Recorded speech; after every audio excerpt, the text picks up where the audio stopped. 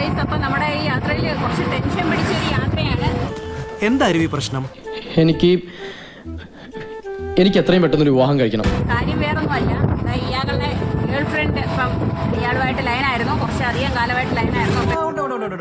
കൊച്ചുകുട്ടിയല്ലേ, ഇവരുടെ വീട്ടിൽ നിന്ന് ഇറങ്ങി വന്നിട്ട് വഴി നിന്നോണ്ട് നമ്മളെ വിളിക്കുകയാണ്. കല്യാണം കഴിഞ്ഞാ പിന്നെ എല്ലാം ശരിയാവും. അയ്യോ ഉണ്ണി, അത് വേറൊരു മാർഗമില്ല ബാല.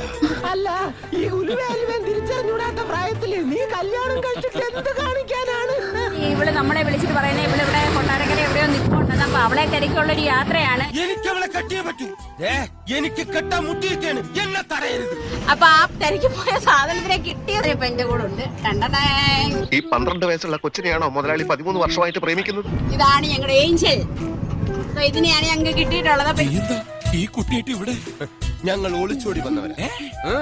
എന്തൊക്കെയാണ് ഈ കൊച്ചു കേരളത്തിൽ സംഭവിക്കുന്ന? ഇതാണ് ഞങ്ങളുടെ ഏഞ്ചൽ. ഇന്നിവിടെ താമസിച്ച് നല്ലൊരു ഫസ്റ്റ് നൈറ്റും കഴിഞ്ഞ് നാളെ കല്യാണം.